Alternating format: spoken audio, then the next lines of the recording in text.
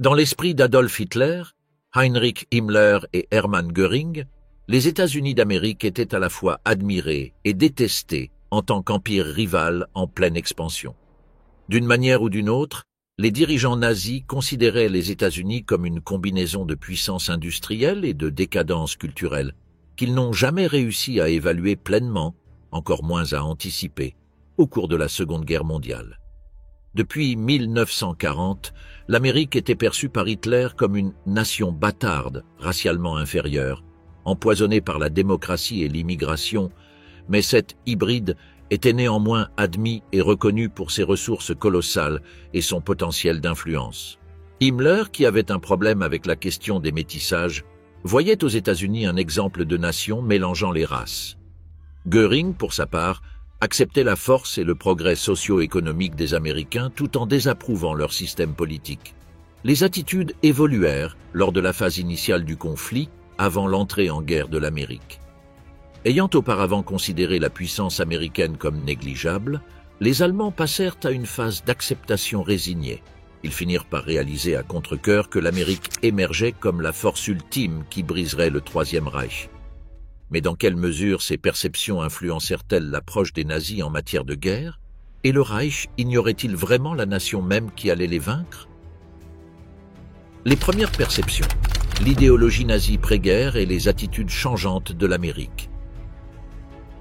Au cours de son ascension dans les années 1920 et 1930, Adolf Hitler développa une attitude curieusement ambiguë à l'égard de l'Amérique, fondée sur des considérations raciales et politiques. Cela apparaît dans son livre « Mein Kampf », publié en 1925. Hitler croyait fermement que la race aryenne était l'apogée de l'évolution humaine. Adolf Hitler pensait que la puissance d'un État reposait sur des bases raciales. Ce principe, selon lui, avait contribué de manière significative à l'avancement de l'Allemagne à travers l'histoire. D'un autre côté, Hitler reconnaissait un grand pouvoir à l'Amérique. Il la considérait comme un pays décadent, avec une population hybride et des institutions démocratiques. Cela s'explique probablement par le fait qu'Hitler voyait la démocratie américaine comme l'exact opposé de l'État autoritaire qu'il désirait ardemment.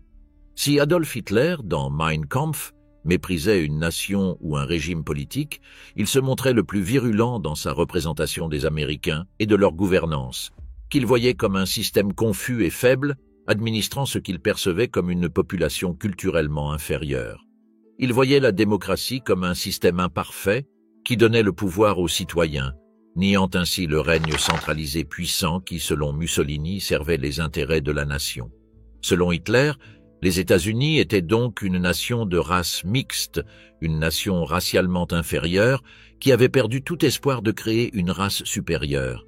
Une autre critique adressée par Hitler aux États-Unis concernait la diversité effrénée, qu'il considérait contre-productive pour la pureté raciale. Pour lui, l'arrivée de divers groupes ethniques en Amérique, en particulier les groupes qu'il considérait comme inférieurs, tels que les Juifs et les Afro-Américains, témoignait du déclin racial de l'Amérique. Déplorant le métissage des races en Amérique, encouragé par sa politique de « melting pot » qu'il voyait comme un destructeur efficace de la société américaine, Hitler exposa ses vues à ce sujet dans son livre « Mein Kampf ».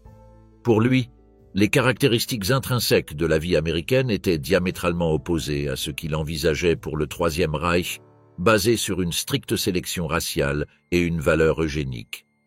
Bien qu'Hitler respectât la puissance industrielle et économique de l'Amérique, il la minimisait en la qualifiant de cyclique.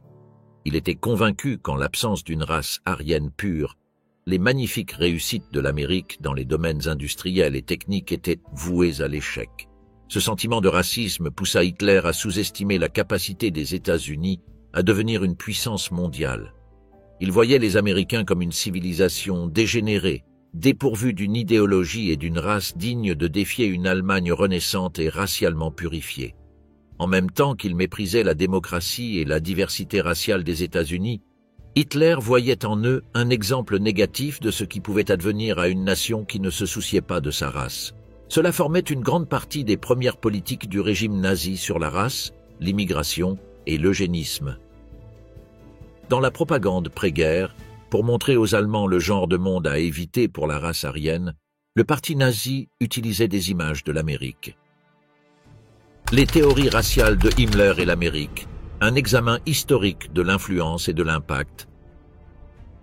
En tant que chef de la Schutzstaffel, la SS, force de police et de commando de l'Allemagne nazie, ainsi qu'administrateur principal de la race et du réinstallation, Heinrich Himmler possédait une conception du monde fermement raciste. Pour Himmler, le monde était divisé entre les peuples de race et les nations dégénérées.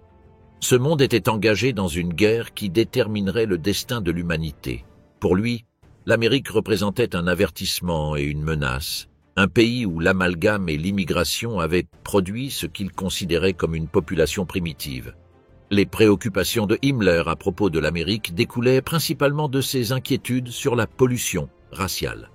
Partisan virulent des politiques raciales du Troisième Reich, notamment les lois raciales de Nuremberg de 1935, il prônait la supériorité de la race aryenne et voyait la population métissée comme un facteur de dégénérescence sociale pour l'Allemagne et le monde.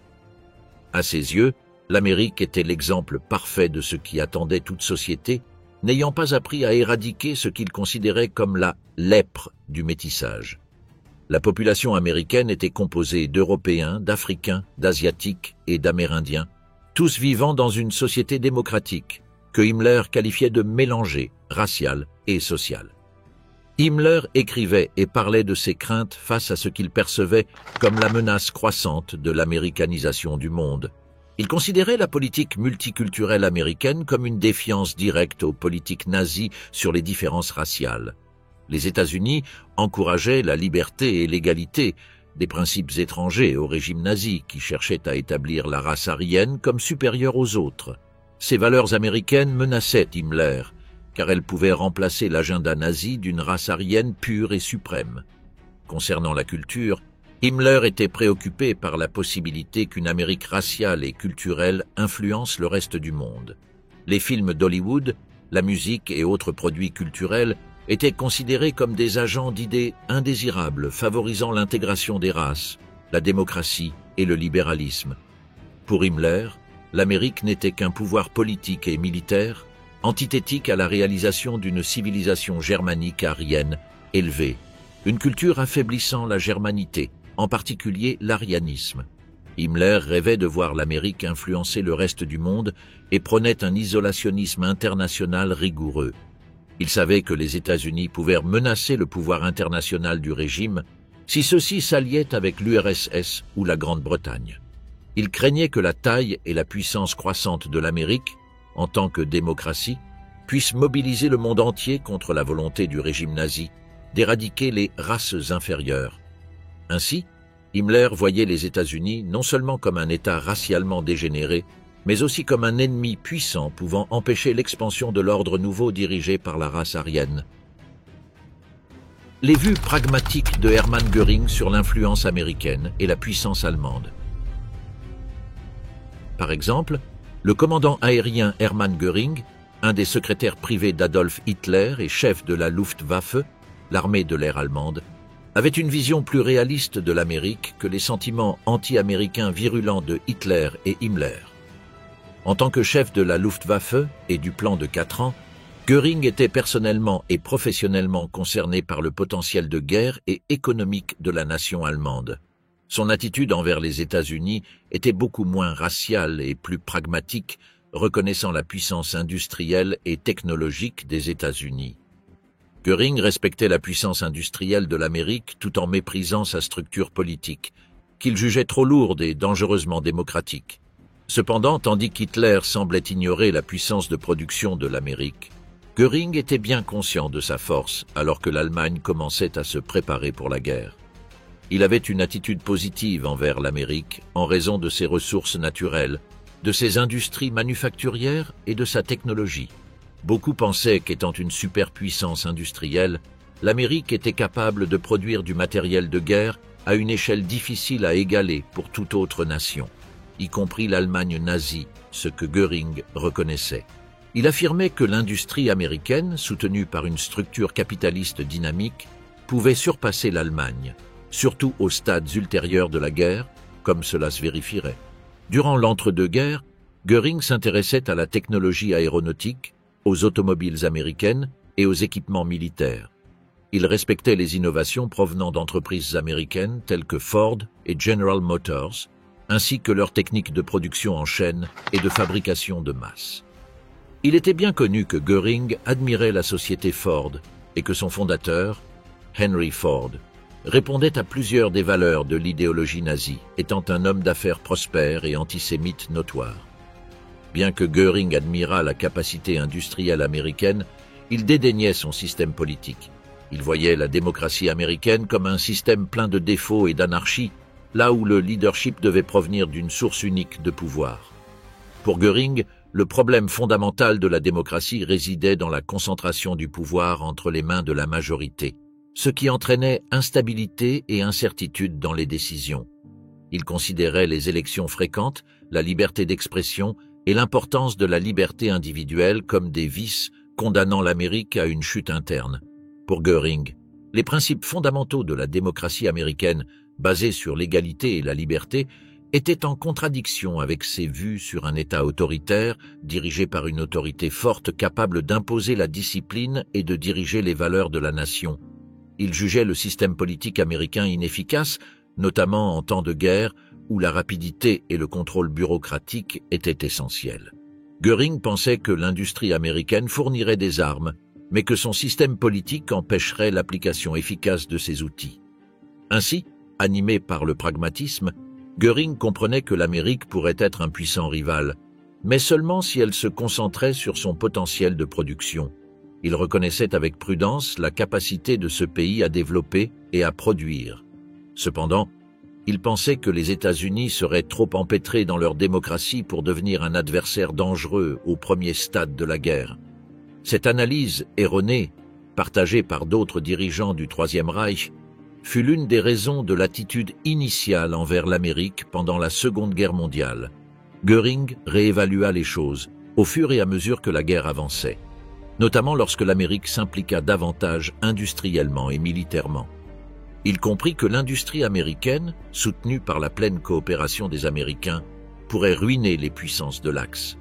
Mais il avait commencé par respecter la richesse américaine tout en méprisant sa démocratie, une attitude partagée par le reste des nazis qui les conduisit à une erreur de jugement fatale. La Seconde Guerre mondiale et les perceptions nazies du rôle de l'Amérique.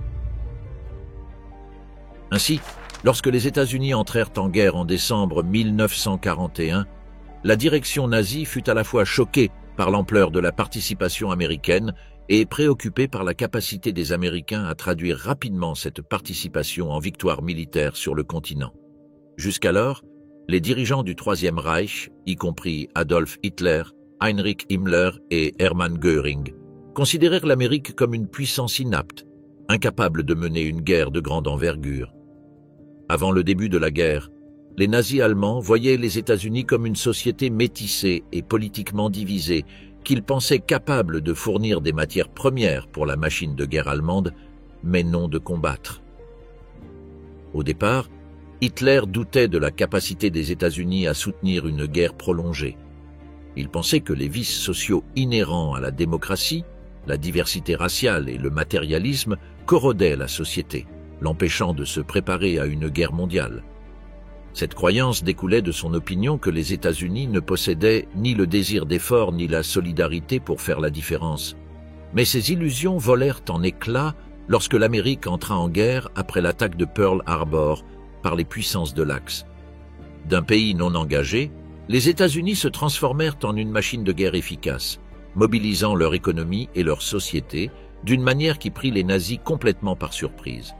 La croissance rapide du complexe militaro-industriel américain alarma sérieusement les responsables nazis. La machine de guerre américaine produisait des chars, des avions et des navires à une échelle que les puissances de l'Axe ne pouvaient jamais égaler. En 1942, il devint évident que la puissance économique américaine n'était pas qu'un concept théorique, mais un outil réel de l'effort de guerre. Les capacités industrielles et les avancées technologiques américaines dépassaient les attentes des nazis. Les usines américaines, qui produisaient autrefois pour le marché intérieur, produisaient désormais du matériel de guerre mécanisé à une échelle incomparable à celle de l'Allemagne. Au début, la direction nazie fut surprise que l'Amérique enregistre des victoires si rapidement pendant la Seconde Guerre mondiale. L'opération Torch, dirigée par les Américains en Afrique du Nord, fut le début d'une série de succès, notamment l'avancée en Normandie en 1944. Cela effaça l'image de l'Amérique comme étant le maillon faible de la puissance mondiale consolidée, mettant en échec les illusions nazies d'une victoire diplomatique sur l'Amérique. Himmler et Göring voyaient enfin l'Amérique comme un pays d'industriels et de grandes puissances militaires. Finalement, les États-Unis devinrent les vainqueurs de la scène mondiale et jouèrent un rôle crucial dans la défaite de l'Allemagne en exposant ses erreurs tactiques. L'évolution de la perception d'Hitler, les États-Unis en tant que superpuissance et les erreurs de calcul stratégique du Troisième Reich. La perception d'Adolf Hitler envers les États-Unis a évolué au fil du temps, surtout pendant la Seconde Guerre mondiale. Au début des années 1930, Hitler considérait l'Amérique comme un pays racialement mélangé et politiquement instable. Son attitude changea après le début de la guerre et face aux réalités brutales qu'elle imposa. Approchant des dernières années du conflit, il commença à voir les États-Unis comme l'une des nouvelles superpuissances. Lorsque l'Allemagne commença à perdre la guerre, Hitler ajouta l'idée d'un futur conflit avec l'Union soviétique qui déterminerait l'avenir du monde, à sa vision stratégique de long terme. Dans les années 1930, lorsqu'il entreprit sa quête de pouvoir, Hitler ne prenait pas l'Amérique au sérieux et ne la considérait pas comme une puissance mondiale significative. Dans son livre Mein Kampf, il dépeignait les États-Unis comme une nation de sang mêlé, dépourvue de cohésion et affaiblie par le métissage et la démocratie. Il affirmait que la diversité raciale et le manque d'égalité de l'Amérique réduisaient la possibilité pour cette nation d'atteindre sa grandeur. Hitler pensait que la société américaine était incapable de soutenir des guerres prolongées ou d'exercer une influence militaire ou politique significative. En même temps, pour lui, l'Allemagne devait devenir racialement purifiée et il était convaincu que le Troisième Reich, basé sur la suprématie de la race aryenne et l'autoritarisme, contrôlerait l'Europe puis le monde entier. Néanmoins, bien qu'Hitler méprisât l'Amérique comme pays de culture dégénérée, il ne pouvait pas en négliger l'importance économique globale, connaissant le potentiel industriel des États-Unis, soutenu par d'immenses réserves naturelles et une technologie avancée. Cependant, il pensait d'abord que la division politique et le désir d'abondance matérielle de l'Amérique l'empêcheraient de libérer la puissance nécessaire pour une guerre internationale.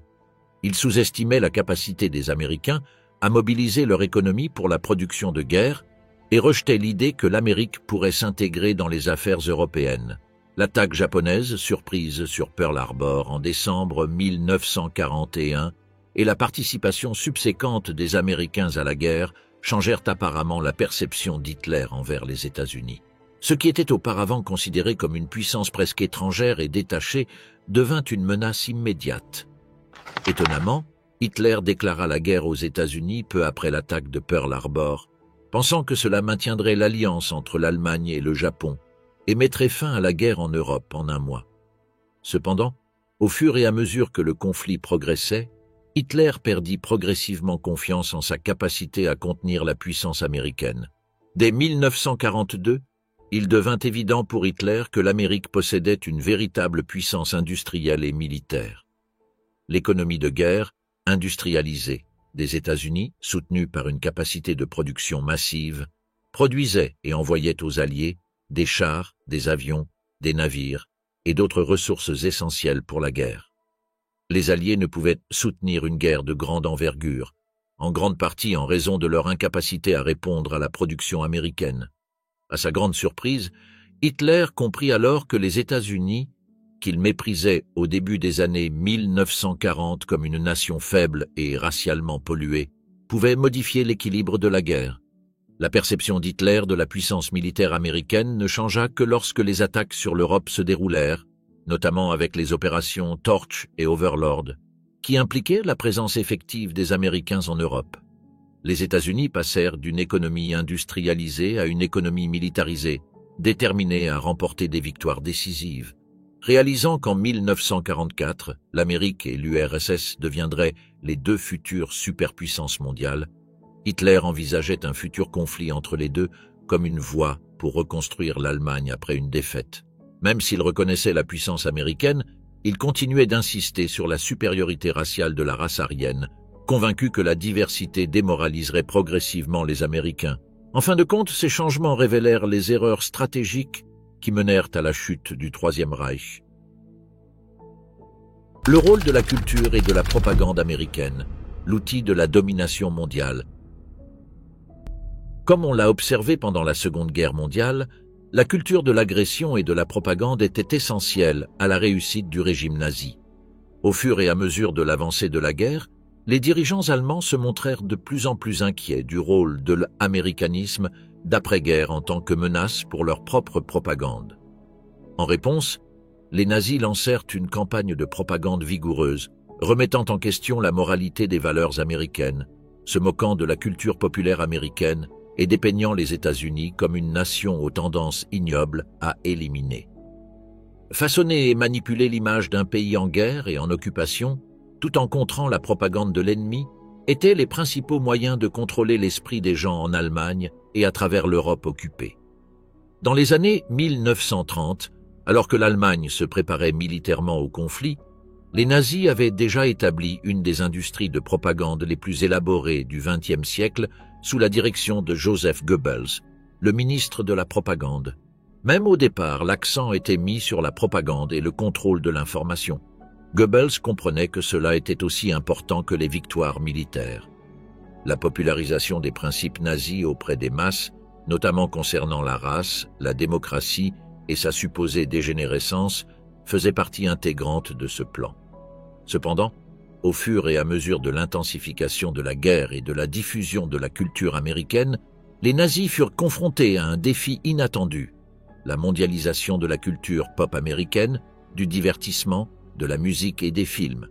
Hollywood en particulier était jugé particulièrement répréhensible par les nazis. Les films américains étaient demandés même dans l'Europe dominée par les nazis car ils présentaient des aspects glamour de la vie, de la liberté et de l'individualisme. Le cinéma était apprécié par Goebbels, qui était bien conscient de la puissance de ce média et faisait tout son possible pour empêcher les films américains d'atteindre l'Allemagne. Il les considérait comme des vecteurs d'idées pernicieuses, telles que le libéralisme, la dégénérescence raciale et la démocratie, qui étaient contraires aux idéaux nazis. Par conséquent, à travers le divertissement, la culture américaine exportait un message de liberté, de diversité et d'égalitarisme, des idées menaçantes pour le régime bureaucratique et discriminatoire du Troisième Reich. En réponse à ces défis, Goebbels lança des mesures de contre-propagande.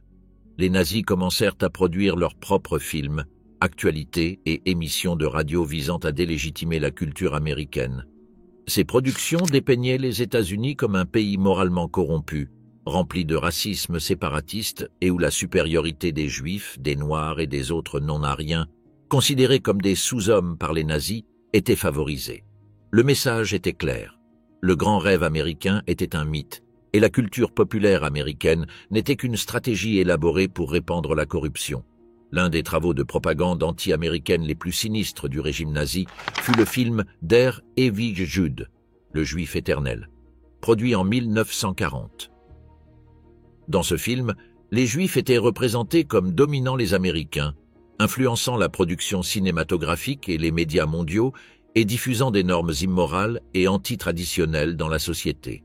Cela faisait partie d'une campagne de propagande nazie plus vaste visant à présenter les États-Unis comme un agent de l'oligarchie juive mondiale, participant à une conspiration mondiale contre le peuple allemand que Hitler avait décrite dans Mein Kampf.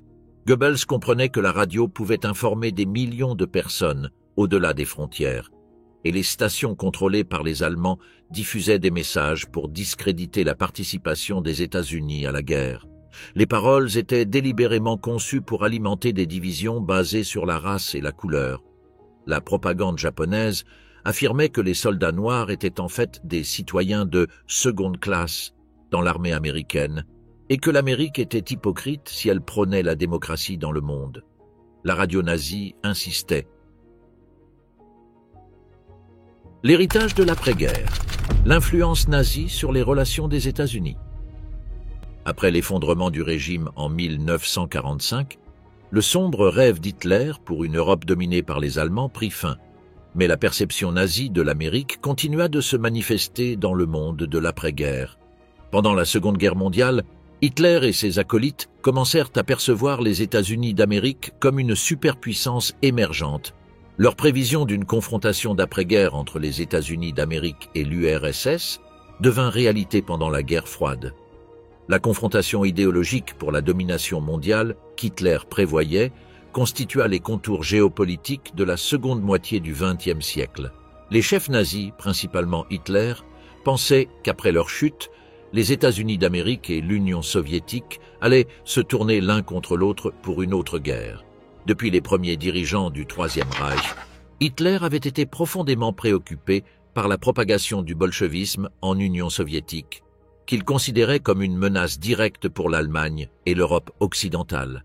Mais vers les dernières années de la guerre, il conclut que le tour de l'Amérique venait également, prêt à dominer le monde. Ces vues d'Hitler montraient sa perception de l'Amérique comme un géant industriel et une puissance militaire combinée. Et il pensait que ces deux nations, aux conceptions du monde radicalement différentes, devaient rivaliser pour la domination mondiale. Cette vision future nazie influença la formation de la politique des États-Unis envers l'Union soviétique après la Seconde Guerre mondiale. L'escalade de la guerre froide entre les États-Unis et l'URSS, accompagnée du soutien américain au système capitaliste et de l'appui soviétique au communisme, rappelait aux dirigeants ce que les chefs nazis avaient dit pendant la guerre. Bien que la propagande nazie ait décrit les États-Unis comme étant inférieurs, racialement corrompus et efféminés, elle avait également reconnu la puissance de l'économie américaine ainsi que sa force militaire. Pour cette raison, les responsables nazis supposaient que les États-Unis et l'URSS se battraient pour dominer l'Europe et le reste du monde dans le sillage de la Seconde Guerre mondiale. Juste après la guerre mondiale, les décideurs politiques américains étaient conscients de cette menace stratégique, qui était l'Union soviétique. Certains hauts responsables nazis capturés ou rendus comprenaient des personnalités importantes de l'administration d'Hitler, et ces officiers fournirent des informations qui influencèrent les premières approches adoptées par les États-Unis pour contrer la menace soviétique. Les fondements doctrinaux de la perception nazie du conflit entre l'URSS et les États-Unis s'intensifièrent dans le contexte de la montée de la guerre froide, dans laquelle l'Europe joua un rôle décisif. Les points de vue nazis envers les Américains, les considérant à la fois comme des rivaux militaires et politiques et comme une démocratie problématique, influencèrent également la culture et la politique de la guerre froide. L'antipathie raciale des nazis envers une Amérique diversifiée contribua aux campagnes de croisades idéologiques menées par les États-Unis et l'URSS pour légitimer la puissance mondiale de l'ère post-nucléaire. Enfin, les perceptions nazies de l'Amérique jouèrent un rôle dans la formation de la nature idéologique de la guerre froide et de la confrontation géopolitique de la seconde moitié du XXe siècle. Bien que le régime nazi lui-même ait été annihilé avec ses idées, l'idée que les États-Unis et l'URSS finiraient par dominer le monde n'était pas loin de la vérité. La guerre froide devint la continuation de la lutte pour la domination mondiale, que les dirigeants de l'Allemagne nazie avaient prophétisé avant cela. Cependant, les États-Unis devinrent la superpuissance qui orienta les processus mondiaux pendant des décennies. La guerre entre l'Allemagne nazie et les États-Unis pendant la Seconde Guerre mondiale ne fut pas uniquement une confrontation militaire, c'était la confrontation de valeurs opposées.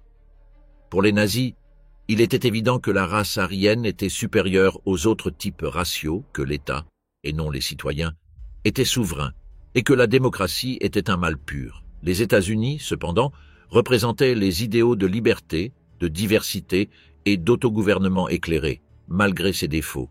Ils incarnaient le conflit d'idées sous-jacent à la Première Guerre mondiale, qui se manifestait dans le discours officiel sur la guerre et dans les rhétoriques politiques des parties belligérantes définissant l'essence du conflit. Pour Adolf Hitler, les dirigeants nazis et probablement la plupart des Allemands, l'Amérique était d'abord perçue comme le cousin fruste de l'autre côté de l'océan. Ils ignoraient l'Amérique en tant que « melting pot », divisée par la race et l'ethnicité, et qui en plus était une démocratie. Dans son Mein Kampf et dans d'autres discours et écrits, Hitler classait la société américaine comme immorale, incapable de se maintenir en tant que force mondiale, en raison de l'amalgame racial dans ce pays et de son régime démocratique. Cette perception s'intégrait parfaitement à la vision globale du parti nazi, dont l'objectif était un État soi-disant pur et fasciste, dirigé par et pour la race aryenne.